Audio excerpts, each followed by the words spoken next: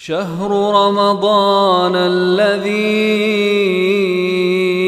أنزل فيه القرآن. السلام علیکم ورحمۃ اللہ وبرکاتہ. بسم اللہ الرحمن الرحیم.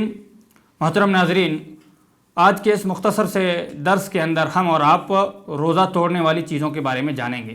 کن چیزوں سے روزہ ٹوٹ جاتا ہے؟ کھانا پینا، اسی طریقے سے جو کھانے پینے کے حکم میں ہیں، جو انجیکشن لگواتے ہیں، غذائی انجیکشن ہوتے ہیں، طاقت والے انجیکشن ہوتے ہیں جس سے بھوک اور پیاس مٹ جاتی ہے، ایسے انجیکشن لگانے سے روزہ ٹوٹ جاتا ہے. البتہ اگر جو ہے بیماری کی وجہ سے انجیکشن لگوائے تو اسے روزہ نہیں ٹوٹے گا. اسی طریقے سے بیوی سے ہم بستری کرنا، جماع کرنا، یا اپنے اختیار سے اور اپنی مرضی سے جو ہے منی کا اخراج کرنا، منی کو نکالنا.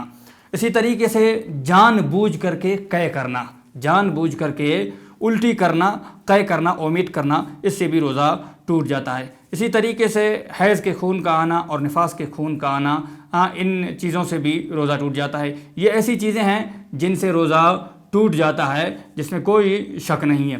کچھ چیزیں ایسی ہیں کہ جن میں علماء کا اختلاف ہے کہ ان سے روزہ ٹوٹتا ہے کہ نہیں. جس طریقے سے جو ہے حجامت وغیرہ لگوانا، پچھنا لگوانا، سینگی لگوانا، جو ہے تو کپنگ تھیریپی یعنی، تو علماء کا اس میں اختلاف ہے. بہرحال صحیح اور راجح یہی ہے کہ اس سے جو ہے روزہ نہیں ٹوٹتا ہے. لیکن بہتر اور افضل یہ ہے کہ انسان روزے کی حالت میں سینگی نہ لگوائے، حجامہ نہ لگوائے، بلکہ جو ہے رات کے وقت میں یا رمضان کے علاوہ دوسرے دنوں میں اور دوسرے جو ہے ایام میں انسان حجامہ لگوائے.